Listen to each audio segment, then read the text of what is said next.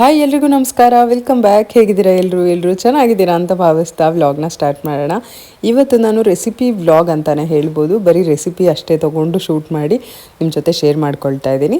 ನೋಡಿ, ಇವತ್ತಿನ ವ್ಲಾಗ್ ಇಷ್ಟ ಆದರೆ ಲೈಕ್ ಮಾಡಿ, ಶೇರ್ ಮಾಡಿ, ಹಾಗೂ ಕಮೆಂಟ್ ಮಾಡಿ, ಹಾಗೂ ಸಬ್ಸ್ಕ್ರೈಬ್ ಮಾಡ್ಕೊಂಡು ನೋಡಿ, ಸಪೋರ್ಟ್ ಮಾಡಿ. ಇನ್ನೂ ಹೆಚ್ಚಿನ ರೆಸಿಪೀಸ್ ಬೇಕಂದರೆ ಖಂಡಿತ ಕಮೆಂಟ್ ಸೆಕ್ಷನಲ್ಲಿ ಕಮೆಂಟ್ ಮಾಡಿ, ಓಕೆನಾ. ಇವಾಗ ನಾನಿಲ್ಲಿ ಕ್ಯಾರೆಟ್ ಪ್ಯಾನ್ ಕೇಕ್ ಮಾಡ್ತಾಯಿದ್ದೀನಿ. ಮೊದಲನೇದಾಗಿ ಕ್ಯಾರೆಟ್ನ ಈ ರೀತಿ ತುರ್ಕೊಂಡಿದ್ದೀನಿ, ಒಂದು ಕ್ಯಾರೆಟು. ನಮಗೆಲ್ಲ ಈ ರೀತಿ ಪ್ಯಾನ್ ಕೇಕ್ ಅದೆಲ್ಲ ಏನು ಅಷ್ಟು ಇಷ್ಟ ಆಗಲ್ಲ, ಆದರೆ ಮಕ್ಳಿಗೆ ತುಂಬ ಇಷ್ಟ ಆಗುತ್ತೆ. ನಮ್ಮ ಕೃಷ್ಣಂಗೆ ತುಂಬ ಇಷ್ಟ, ನಮ್ಮ ಚಿನ್ನಿಗೂ ತುಂಬ ಇಷ್ಟ PAN cakes, chocolate PAN cakes, banana Chacko PAN cake, ಈ ಥರ ಎಲ್ಲ ಮಾಡಿದ್ರೆ ಸಖತ್ ಇಷ್ಟ ಆಗುತ್ತೆ ಅವ್ರಿಗೆ. ಹಾಗಾಗಿ ನಾನೇನಾದರೂ ಹೊಸದಾಗಿ ಟ್ರೈ ಮಾಡೋಣ ಅಂಥೇಳಿ ಇವತ್ತು ಕ್ಯಾರೆಟ್ ಪ್ಯಾನ್ ಕೇಕ್ನ ಮಾಡ್ತಾಯಿದ್ದೀನಿ. ಇನ್ನು ನಮ್ಮ ಚಿನ್ನಿ ಇಲ್ಲಿಗೆ ಬಂದ ಮೇಲೆ ಏನೇನೆಲ್ಲ ತಿನ್ನಬೇಕು ಮಮ್ಮಿ, ನೀನು ಏನೆಲ್ಲ ಅಡುಗೆಗಳು ಮಾಡಬೇಕು ಅಂಥೇಳಿ ನಾನು ಲಿಸ್ಟೆಲ್ಲ ಮಾಡಿಕೊಡ್ತೀನಿ ನಿನಗೆ. ನನಗೆ ಪ್ರತಿದಿನ ಆ ಥರ ಲಿಸ್ಟಲ್ಲಿ ಬರೋ ಅಂಥ ಅಡುಗೆಗಳನ್ನೆಲ್ಲ ಮಾಡಿಕೊಡ್ಬೇಕು ನೀನು. ನಾನು ಏನೇನೆಲ್ಲ ಮಿಸ್ ಮಾಡ್ಕೊಂಡಿದ್ದೀನಿ, ನೀನು ಮಾಡಿರೋ ಅಡುಗೆಗಳು ಅದೆಲ್ಲದನ್ನು ಅಂತ ಹೇಳ್ತಾಯಿದ್ಲು. ಸರಿ ಆಯಿತು ಬಾ ಮಾಡಿಕೊಡ್ತೀನಿ ಅಂತ ಹೇಳಿದ್ದೀನಿ. ಇನ್ನು ಕ್ಯಾರೆಟ್ಗೆ ಇವಾಗ ಸ್ವೀಟ್ನೆಸ್ಗೋಸ್ಕರ ನಾನು ಸಕ್ಕರೆ ಅಥವಾ ಬೆಲ್ಲ ಏನು ಯೂಸ್ ಮಾಡ್ತಾ ಇಲ್ಲ, ಇಲ್ಲಿ ಖರ್ಜೂರ ಸೇರಿಸ್ಕೊಳ್ತಾ ಇದ್ದೀನಿ. ಇದು ಆಪ್ಷನಲ್ಲು, ನೀವು ಬೇಕು ಅಂತ ಅಂದರೆ ಸಕ್ಕರೆ ಹಾಕ್ಕೋಬೋದು, ಇಲ್ಲ ಬೆಲ್ಲ ಹಾಕ್ಕೋಬೋದು. ಸಕ್ಕರೆ ಬೆಲ್ಲ ಎರಡೂ ಬೇಡ, ಬೇರೆ ಏನಾದ್ರು ಆ್ಯಡ್ ಮಾಡ್ಕೊಳ್ತೀನಿ ಸ್ವೀಟ್ನೆಸ್ಗೋಸ್ಕರ ಅಂತ ಅಂದರೆ ಹನಿ ಮತ್ತು ಖರ್ಜೂರ ಈ ರೀತಿ ಏನಾದ್ರು ಆ್ಯಡ್ ಮಾಡ್ಕೋಬೋದು. ನಾನಿಲ್ಲಿ ಖರ್ಜೂರ ಇತ್ತು ಹೆಂಗಿದ್ರು, ಹಾಗಾಗಿ ಖರ್ಜೂರನ ಆ್ಯಡ್ ಮಾಡ್ಕೊಳ್ತಾ ಇದ್ದೀನಿ.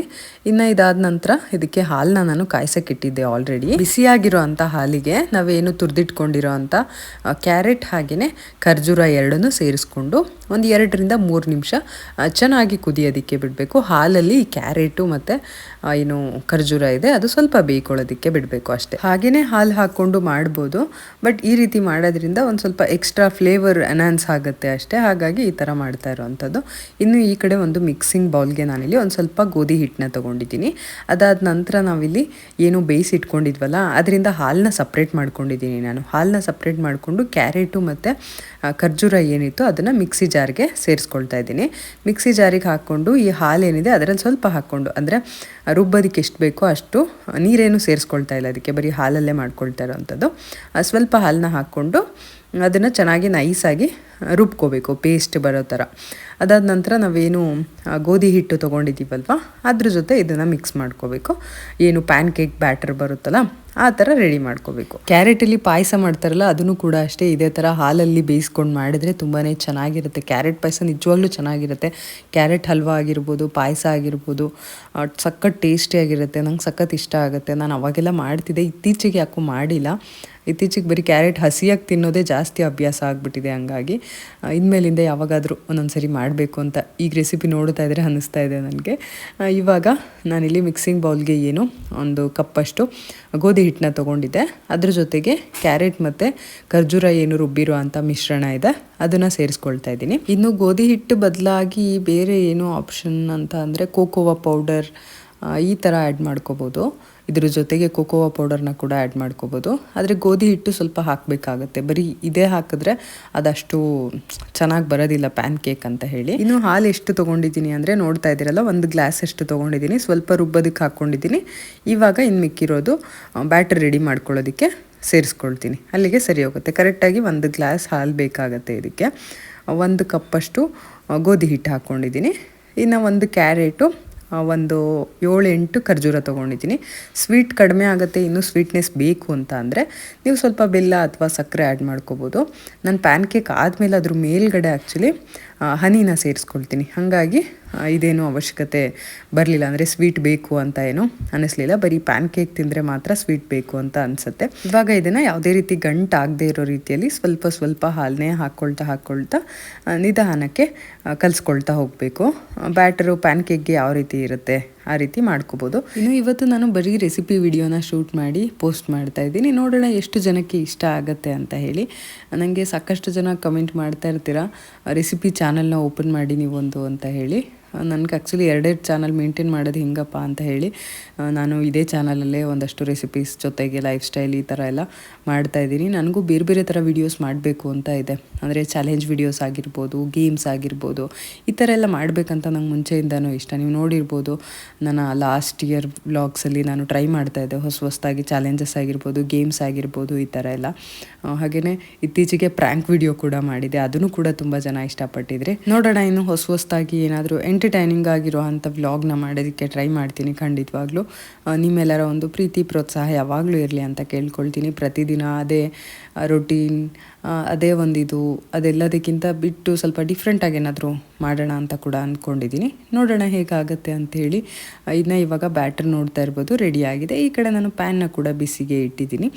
ಪ್ಯಾನ್ ಬಿಸಿ ಆಗಿದ ನಂತರ ಬ್ಯಾಟ್ರನ್ನ ದೋಸೆ ರೀತಿ ಹಾಕ್ಕೊಳ್ಳೋದಷ್ಟೇ, ಸ್ವಲ್ಪ ದಪ್ಪವಾಗಿ ಬರುತ್ತೆ ಅಷ್ಟೇ. ದೋಸೆ ಅಂದರೆ ಸ್ವಲ್ಪ ತೆಳುವಾಗಿ ಅಗಲ ಮಾಡ್ಕೊಳ್ತೀವಿ, ಇದನ್ನು ಸ್ವಲ್ಪ ದಪ್ಪವಾಗಿ ಹಾಕ್ಕೊಳ್ಳೋ ಅಂಥದ್ದು. ಇದ್ರ ಮೇಲ್ಗಡೆ ಬೇಕಂದರೆ ಸ್ವಲ್ಪ ತುಪ್ಪ ಹಾಕ್ಕೋಬೋದು. ತುಪ್ಪ ಏನು ಬೇಡ ಅಂತ ನಮ್ಮ ಕೃಷ್ಣ, ನಾನು ಹನಿ ಜೊತೆ ತಿಂತೀನಿ, ತುಪ್ಪ ಏನೋ ಹಾಕೋದು ಬೇಡ ಅಂಥೇಳಿ ತುಪ್ಪ ಏನೋ ಹಾಕಲಿಲ್ಲ ನಾನು. ಹಾಗೆಯೇ ಮಾಡಿಕೊಟ್ಟೆ. ಅವ್ನಿಗೇನೋ ಸಖತ್ ಇಷ್ಟ ಆಯಿತು. ಮಧ್ಯಾಹ್ನ ಸ್ಕೂಲಿಂದ ಬಂದಮೇಲೂ ಕೂಡ ನನಗೆ ಕ್ಯಾರೆಟ್ ಪ್ಯಾನ್ ಕೇಕ್ ಮಾಡಿಕೊಡು, ಬ್ಯಾಟರ್ ಇತ್ತಲ್ಲ ಇನ್ನೊಂದು ಸ್ವಲ್ಪ ಅಂತ ಕೇಳ್ತಾ ಇದ್ದ. ಅದು ಇಲ್ಲ ಮಗನೇ, ನಾನು ಮಾಡ್ಕೊಂಡು ತಿಂದ್ಬಿಟ್ಟೆ ಒಂದು 4 ಅಂತ ಹೇಳಿದೆ ಅವನಿಗೆ. ನಾನು ಮಾಡ್ಕೊಂಡು ತಿಂದೆ. ಆ್ಯಕ್ಚುಲಿ ನನಗೂ ಯಾಕೋ ತಿನ್ನಬೇಕು ಅಂತ ಅನ್ನಿಸ್ತು. ನೋಡೋಣ ಹೇಗಿರುತ್ತೆ ಪ್ಯಾನ್ ಕೇಕ್ ಅಂಥೇಳಿ ನಾನು ಕೂಡ ಮಾಡಿಕೊಂಡು ತಿಂದೆ ಸ್ವಲ್ಪ. ಇವಾಗ ನಮ್ಮ ಕೃಷ್ಣಂಗೆ ಒಂದು 4 ಹಾಕ್ಕೊಟ್ಟಿದ್ದೀನಿ. ಅವನು ತಿಂತಾ ಇದ್ದಾನೆ. ಆಲ್ರೆಡಿ ತಿಂದು ಸ್ವಲ್ಪ ಮುಗಿಸಿದ. ಹೇಗಿದೆ ಅಂತ ಕೇಳ್ತಾ ಇದ್ದೆ ಅವನಿಗೆ. ಚೆನ್ನಾಗಿದೆ ಮಮ್ಮಿ, ಇದೇ ಥರ ಡಿಫ್ರೆಂಟಾಗಿ ಏನಾದ್ರು ಮಾಡಿಕೊಡ್ಬೇಕು ನೀನು ಡೈಲಿ. ಅದೇ ಚಪಾತಿ, ಅದೇ ಪಲಾವು, ಅದೇ ಪುಳಿಯೋಗರೆ ಆ ಥರ ಮಾಡಬೇಡ, ಈ ಥರ ಏನಾದರೂ ಡಿಫ್ರೆಂಟಾಗಿ ಮಾಡು ಅಂತ. ಆದರೆ ನಮಗೆ ಟಿಪಿಕಲ್ ಸೌತ್ ಇಂಡಿಯನ್ ಫುಡ್ಗಳೇ ಇಷ್ಟ ಆಗೋವಂಥದ್ದು. ಪಲಾವು, ಚಪಾತಿ, ಚಿತ್ರಾನ್ನ, ಪುಳಿಯೋಗರೆ, ಉಪ್ಪಿಟ್ಟು, ಈ ಥರ ತಿಂಡಿಗಳೇ ನಮಗೊಂಥರ ತಿಂಡಿ ಅಂತ ಅನಿಸುತ್ತೆ. ಇನ್ನು ಅದು ಬಿಟ್ಟುಬಿಟ್ಟು ಈ ಪ್ಯಾನ್ ಕೇಕೆಲ್ಲ ನಮಗೊಂಥರ ತಿಂಡಿ ಅಂತ ಅನಿಸೋದೇ ಇಲ್ಲ. ಆದ್ರೂ ಕೂಡ ಇವತ್ತು ನಾನು ಕೂಡ ಒಂದು 4 ಮಾಡ್ಕೊಂಡು ತಿಂದೆ. ನೋಡೋಣ ಹೆಂಗಿರುತ್ತೆ ಅಂತ ಹೇಳಿ. ಚೆನ್ನಾಗಿತ್ತು. ಹನಿ ಜೊತೆ ನಾನು ಕೂಡ ತಿಂದಿದ್ದು. ನೋಡಿದ್ರಲ್ಲ ಸಿಂಪಲ್ಲಾಗಿ ಕ್ಯಾರೆಟ್ ಪ್ಯಾನ್ ಕೇಕ್ನ ಯಾವ ರೀತಿ ಮಾಡೋದು ಅಂಥೇಳಿ. ನೀವು ಕೂಡ ಈ ಥರ ಒಂದು ಸಿಂಪಲ್ ಆಗಿರುವಂಥ ಈಸಿಯಾಗಿರುವಂಥ ರೆಸಿಪಿನ ಖಂಡಿತ ಟ್ರೈ ಮಾಡಿ. ಹೇಗೆ ಬಂತು ಅಂತ ಕಮೆಂಟ್ ಮಾಡಿ ತಿಳಿಸೋದನ್ನ ಮರಿಬೇಡಿ. ಮಕ್ಕಳಿಗೆ ಸಮಥಿಂಗ್ ಸ್ಪೆಷಲಾಗಿ ಏನಾದ್ರು ಮಾಡಬೇಕು, ಸಿಂಪಲ್ಲಾಗೂ ಇರಬೇಕು, ಬೇಗನೂ ಆಗಬೇಕು, ಆ ರೀತಿಯಾದಂಥ ರೆಸಿಪಿ ಬೇಕು ಅಂತ ಅಂದರೆ ಈ ಥರ ಪ್ಯಾನ್ ಕೇಕ್ನ ಟ್ರೈ ಮಾಡಿ ಒಮ್ಮೆ. ನಿಮಗೆ ಖಂಡಿತ ಇಷ್ಟ ಆಗುತ್ತೆ, ಹಾಗೆ ಮಕ್ಕಳಿಗೂ ಕೂಡ ನಿಜವಾಗ್ಲೂ ಇಷ್ಟ ಆಗುತ್ತೆ. ಇದಾಗಿತ್ತು ಇವತ್ತಿನ ಒಂದು ಪ್ಯಾನ್ ಕೇಕ್ ರೆಸಿಪಿ. ಇನ್ನು ನಿನ್ನೆ ನಾನು ಪನ್ನೀರ್ನ ಮಾಡೋದನ್ನು ತೋರಿಸಿದೆ ಅಂತ ಅಂದರೆ ಲಾಸ್ಟ್ ವ್ಲಾಗಲ್ಲಿ ಪನ್ನೀರ್ ಹೇಗೆ ಮಾಡೋದು ಅಂತ ತೋರಿಸಿದೆ. ಇವಾಗ ಅದೇ ಪನ್ನೀರ್ನ ಬಳಸ್ಕೊಂಡು ನಾನಿಲ್ಲಿ ಪನ್ನೀರ್ ಬಟರ್ ಮಸಾಲ ಮಾಡಿದ್ದೀನಿ. ಅದರದ್ದು ರೆಸಿಪಿನ ಶೇರ್ ಮಾಡ್ತೀನಿ, ನೋಡ್ಕೊಂಡು ಬನ್ನಿ. ಇವಾಗ ನಾನಿಲ್ಲಿ ಒಂದು ಪಾತ್ರೆನ ಇಟ್ಕೊಂಡಿದ್ದೀನಿ. ಇದು ಸ್ವಲ್ಪ ಬಿಸಿ ಆದಮೇಲೆ ಇದಕ್ಕೆ ಸ್ವಲ್ಪ ಬೆಣ್ಣೆ ಹಾಕಿಬಿಟ್ಟು ಇಲ್ಲಿ ನಾನು ಒಂದಷ್ಟು ಐಟಮ್ಸ್ ತೊಗೊಂಡಿದ್ದೀನಿ. ಈರುಳ್ಳಿ, ಬೆಳ್ಳುಳ್ಳಿ, ಶುಂಠಿ, ಟೊಮ್ಯಾಟೊ, ಇದ್ರ ಜೊತೆಗೆ ಒಂದು ಸ್ವಲ್ಪ ಗೋಡಂಬಿ.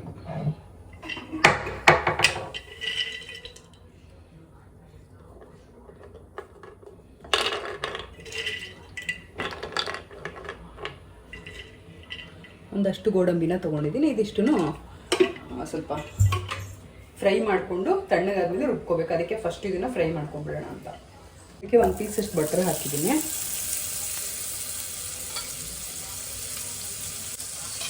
ಒಂದೇ 1 ಚಮಚ ಎಣ್ಣೆ ಹಾಕ್ತಾಯಿದ್ದೀನಿ.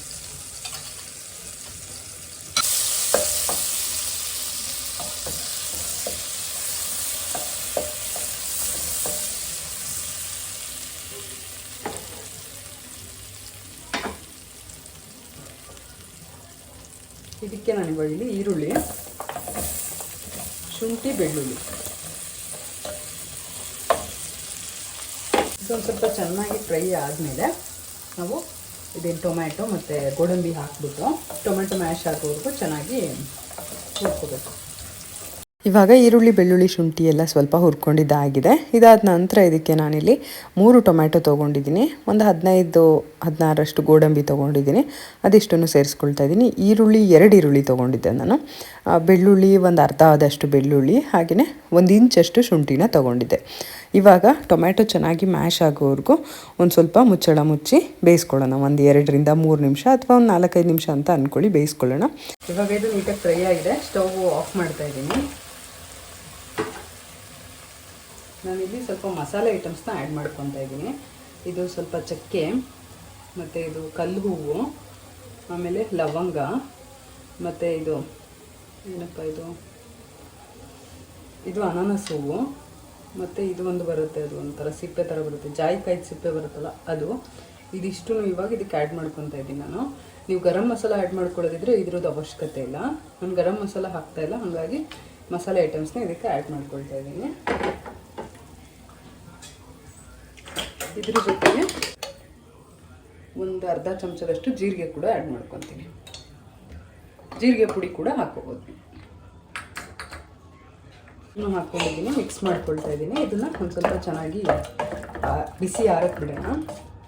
ಬಿಸಿ ಆರಿದ್ಮೇಲೆ ಇದನ್ನು ರುಬ್ಕೋಬೇಕು. ಇದಿಷ್ಟು ಪೇಸ್ಟ್ ಮಾಡ್ಕೋಬೇಕು. ನಾವೇನು ಫ್ರೈ ಮಾಡ್ಕೊಂಡಿದ್ವಲ್ಲ ಅದೆಲ್ಲ ಇವಾಗ ತಣ್ಣಗಾಗಿದೆ. ಅದನ್ನು ಇವಾಗ ಮಿಕ್ಸಿ ಜಾರ್ಗೆ ಸೇರಿಸ್ಕೊಳ್ತಾ ಇದ್ದೀನಿ ನಾನು. ಇದನ್ನು ನೈಸಾಗಿ ರುಬ್ಕೋಬೇಕು. ಇನ್ನೇನು ಆ್ಯಡ್ ಮಾಡ್ಕೊಳ್ಳೋ ಅಂಥದ್ದಿಲ್ಲ ಇದ್ರ ಜೊತೆಗೆ. ಆಲ್ರೆಡಿ ಏನು ಮಸಾಲೆ ಐಟಮ್ಸು ಹಾಗೆಯೇ ಇದೆಲ್ಲ ಏನು ಫ್ರೈ ಮಾಡ್ಕೊಂಡಿದ್ವಿ ಅದಷ್ಟನ್ನು ಸೇರಿಸ್ಕೊಂಡು ಚೆನ್ನಾಗಿ ನುಣ್ಣಗೆ ರುಬ್ಕೋಬೇಕು. ಇದನ್ನು ಚೆನ್ನಾಗಿ ನೈಸ್ ಆಗಬೇಕು, ಆ ಥರ ರುಬ್ಕೋಬೇಕು. ಇವಾಗ ರುಬ್ಕೊಂಡಿರೋದು ರೆಡಿಯಾಗಿದೆ ನೈಸಾಗಿ. ಇದನ್ನು ಸೈಡಲ್ಲಿ ಇಟ್ಕೊಂಡ್ಬಿಡೋಣ. ಇವಾಗ ಇಲ್ಲಿ ಗ್ರೇವಿ ರೆಡಿ ಮಾಡ್ಕೊಂಬಿಡೋಣ ಇದೇ ಪಾತ್ರೆನಲ್ಲೇ. ಸ್ಟವ್ ಆನ್ ಮಾಡಿದ್ದೀನಿ. ಪಾತ್ರೆ ಬಿಸಿ ಆಗಿದ ತಕ್ಷಣ ಬಟರ್ ಆ್ಯಡ್ ಮಾಡ್ಕೋಬೇಕು. ಒಂದು ಪಲಾವ್ ಎಲೆ, ಒಂದೆರಡು ಏಲಕ್ಕಿ,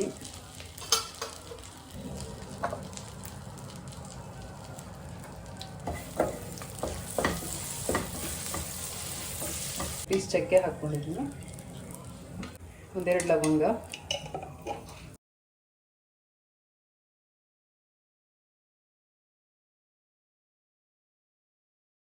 ಒಂದು 1/4 ಚಮಚದಷ್ಟು ಅರಿಶಿನ ಪುಡಿ. ಇಲ್ಲಿ ನೀವು ಜೀರಿಗೆ ಪುಡಿ ಮತ್ತು ಗರಂ ಮಸಾಲ ಪುಡಿ ಹಾಕ್ಕೋಬೋದು. ಬಟ್ ನಾನಿಲ್ಲಿ ಅದಕ್ಕೇ ಅಂದರೆ ರುಬ್ಬೋದಕ್ಕೇ ನಾನು ಜೀರಿಗೆ ಮತ್ತು ಗರಂ ಮಸಾಲಾಗೆ ಸ್ವಲ್ಪ ಏನು ಸ್ಪೈಸ್ ಐಟಮ್ಸ್ ಬೇಕು ಅದನ್ನು ಹಾಕ್ಕೊಂಡಿದ್ದೀನಿ. ಹಾಗಾಗಿ ನಾನಿಲ್ಲಿ ಗರಂ ಮಸಾಲೆಯನ್ನು ಆ್ಯಡ್ ಮಾಡ್ತಿಲ್ಲ. ನೀವು ಅದನ್ನು ಸ್ಕಿಪ್ ಮಾಡಿ ಇಲ್ಲಿ ಗರಂ ಮಸಾಲ ಮತ್ತು ಜೀರಾ ಪೌಡರ್ ಹಾಕ್ಕೋಬೋದು.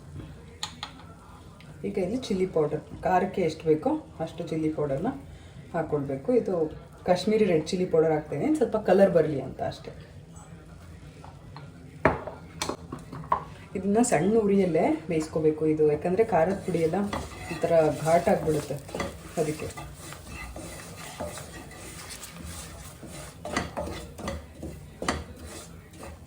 ಇದಕ್ಕೆ ನಾನು ಇವಾಗ ಪನ್ನೀರ್ನ ಆ್ಯಡ್ ಮಾಡ್ತಿದ್ದೀನಿ. ಪನ್ನೀರ್ನ ಫ್ರೈ ಮಾಡಿಕೊಂಡು ನೀವು ಆ್ಯಡ್ ಮಾಡೋದಿದ್ರೆ ಲಾಸ್ಟಲ್ಲಿ ಹಾಕಿ. ನಾನು ಪನ್ನೀರ್ನ ಫ್ರೈ ಮಾಡ್ಕೊಳ್ತಾ ಇಲ್ಲ, ಹಂಗಾಗಿ ಇವಾಗ ಹಾಕ್ತಾಯಿದ್ದೀನಿ.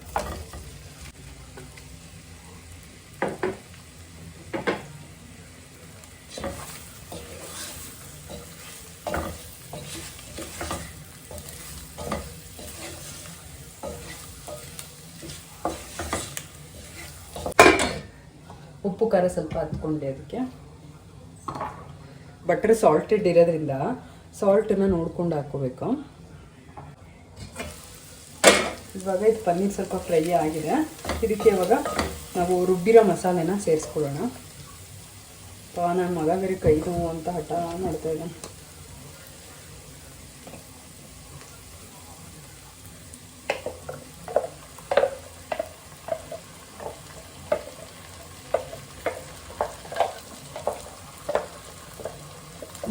ಊಟಕ್ಕೆ ಹಾಕ್ಕೊಡ್ಬೇಕು. ಚಪಾತಿ ಹಾಕ್ಕೊಟ್ಬಿಟ್ಟು ನನಗೆ ತಿನ್ಬಿಟ್ಟು ಮಲ್ಕೊಂಡ್ಬಿಟ್ರೆ ಸಾಕಲ್ಲ.